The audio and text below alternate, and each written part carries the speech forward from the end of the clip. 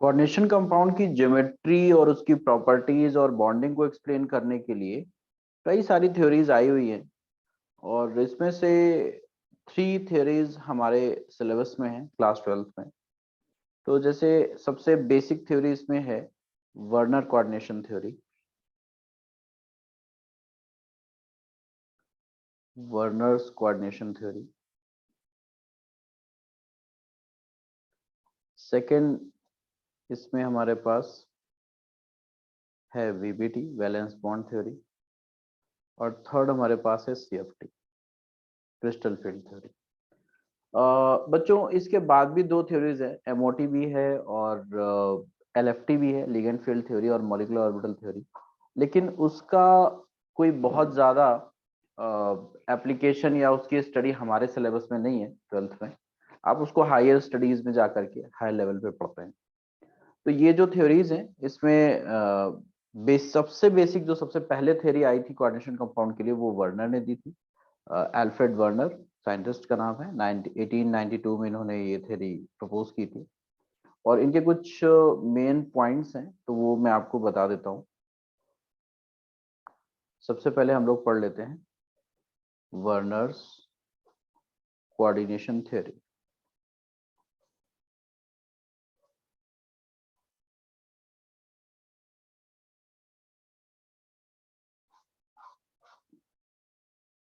देखिए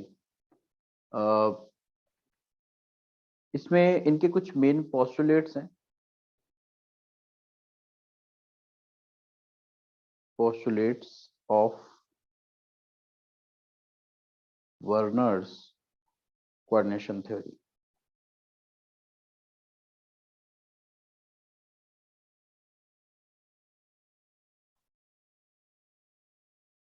ये हमें पढ़ना है बच्चों। तो पहला पोस्टुलेट ये है कि जो कॉम्प्लेक्स होता है, कॉम्प्लेक्स में बच्चों 2 टाइप की वैलेंसीज होती हैं। कौन कौन सी लिखिए जरा।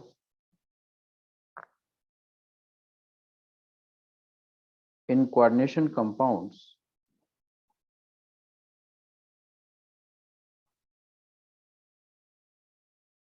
In coordination compounds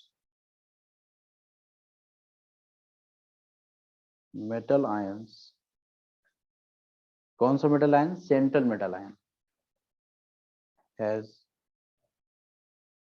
2 types of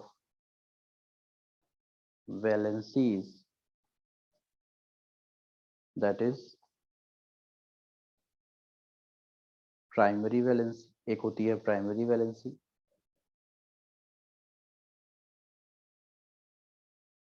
primary valency and secondary valency. समझ रहे हैं? 2 टाइप की वैलेंसी होती है। अब इन दोनों का मतलब क्या है? तो बच्चों जो प्राइमरी वैलेंसी होती है, नेक्स्ट पॉइंट इसका, primary valency of metal ion is satisfied by negative ion and called oxidation number. Primary valency को हम क्या बोलते हैं? ऑक्सीडेशन नंबर भी बोलते हैं। while secondary valency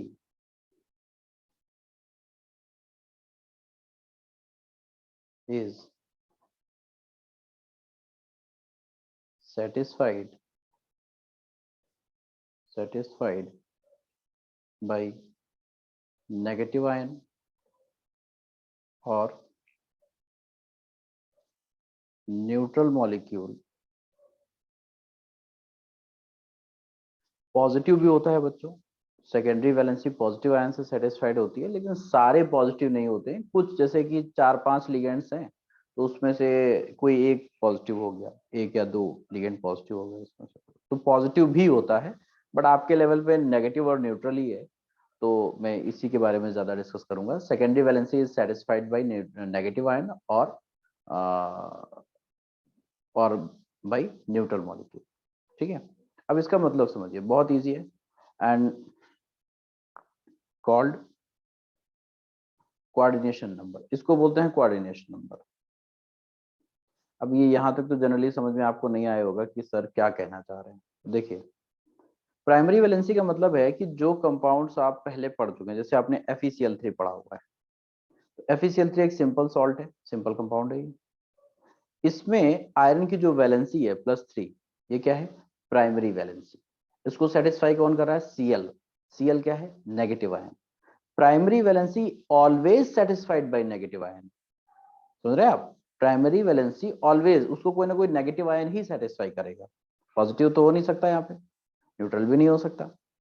तो primary valency always satisfied by neutral ion, और ये सॉरी नेगेटिव आयन, और ये आपको कहाँ मिलेगा? सिंपल सॉल्ट में। ठीक है। अब सेकेंडरी वैलेंसी की अगर बात करें हम, तो जैसे K4FeCN6 होता है -3, यहाँ पर आयरन +3 ऑक्सीडेशन स्टेट में, लेकिन यहाँ इसको कौन सेटिस्फाइड कर रहा है? यहाँ पर तो इसको नेगेटिव आयन कर रहा है, नेगेटिव आयन सेटिस्फाइड कर रहा है। इसको हम क्या बोलेंगे? ये इस मेटल की क्या है? ये इस मेटल की जो है कोऑर्डिनेशन नंबर है। ठीक है, 6, यहाँ पर 6 लिगेंड है, तो इसकी ये कोऑर्डिनेशन नंबर हो गई। अब जैसे Fe+3 आयन है, इसका दूसरा हम ले लें, दूसरा मॉलिक्यूल ले लें हम ये, तो यहाँ पर भी Fe+3 है, लेकिन यहाँ पर ये किससे सेटिस्फाइड हो रही है बच्चों? वाटर कैसा होता है? न्यूट्रल। तो किससे सेटिस्फाइड हो रही है? By neutral molecule. ये चीज समझने वाली है कि जो सेकेंडरी वैलेंसी है बेसिकली वो हम कॉम्प्लेक्स में देखते हैं। जितने लिगेंड चारों तरफ अरेंज्ड होते हैं मेटल के, सेंट्रल मेटल आयन के, उसको बोल दिया जाता है कोऑर्डिनेशन नंबर या फिर सेकेंडरी वैलेंसी। और जो सिंपल मॉलिक्यूल्स होते हैं उसमें क्या बोल देते हैं? Primary valency. राइट। तो बस इतना सा डिफरेंस है। नेक्स्ट पॉइंट की तरफ चलते हैं बच्चों। नेक्स्ट पॉइंट हमारा है कि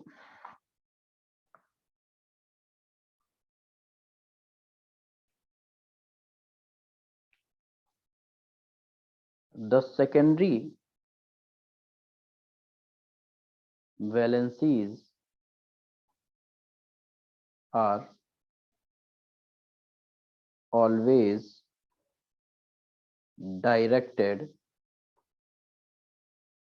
towards the fixed position in space, and this leads to definite geometry of the coordination compound.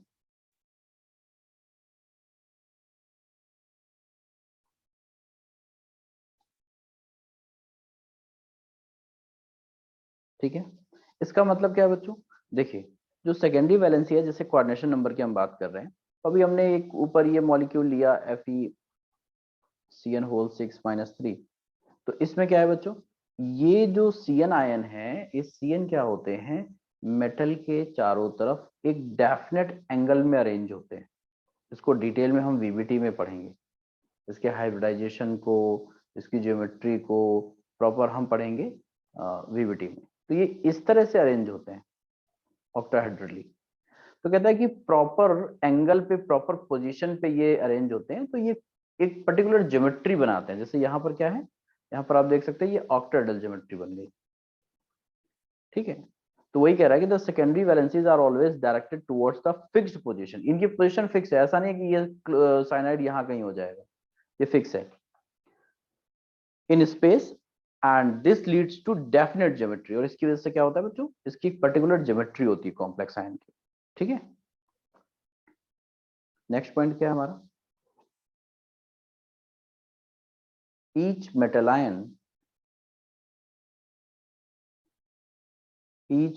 ion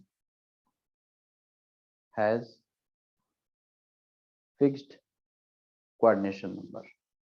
हर एक मेटल आयन की जो कोऑर्डिनेशन नंबर होती है बच्चों, वो फिक्स होती है। ठीक है, +2 की कितनी होगी, +3 की कितनी होगी, ये फिक्स होता है। लास्ट पॉइंट क्या है बच्चों? लास्ट पॉइंट है आपका कि the charge on the complex, the charge on the complex, generally ये वाला पॉइंट बच्चों बुक्स में लिखा नहीं रहता है, ठीक है, बट फिर भी आप इसको समझ लीजिए। The charge on the complex is the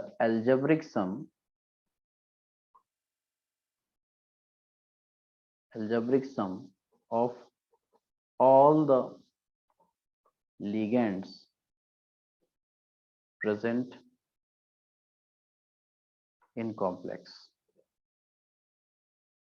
देखिए, जैसे आपने रेडॉक्स चैप्टर क्लास 11th में ऑक्सीडेशन नंबर निकालना सीखा था, तो वो वही थोड़ा सा यहाँ पे टर्मिनोलॉजी यूज होगी। जैसे हम एक कॉम्प्लेक्स ले लेते हैं, सपोज FeCN होल ट्वाइस और Cl2 और सपोज यहाँ पर H2O होल ट्वाइस। अब इस कॉम्प्लेक्स पर बच्चों -1 चार्ज है। ये -1 कैसे आया? तो देखिए ऐसे आया -1। आयरन यहाँ पर बच्चों +2 ऑक्सीडेशन स्टेट में है। साइनाइड कैसा है बच्चों? साइनाइड पे -1 चार्ज होता है, 2 साइनाइड है तो क्या हो जाएगा? -2 हो जाएगा। प्लस क्लोरीन भी कितना हो जाएगा? -2। वाटर कितना हो जाएगा? 0। इन सब का सम करेंगे तो कितना आ जाएगा? सॉरी, यहाँ आयरन +3 ऑक्सीडेशन स्टेट में, +3 में, ठीक है। तो इनको सबको आप ऐड करेंगे तो कितना आ जाएगा? -1 आ जाएगा। इस वजह से यहाँ पर -1 लिखा हुआ है, ठीक है। तो मतलब ये कहने का कि सारे कॉन्स्टिट्यूएंट्स जो होते हैं,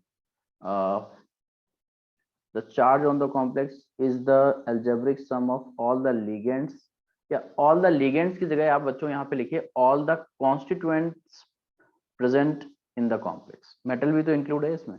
ऑल द कॉन्स्टिट्यूएंट्स प्रेजेंट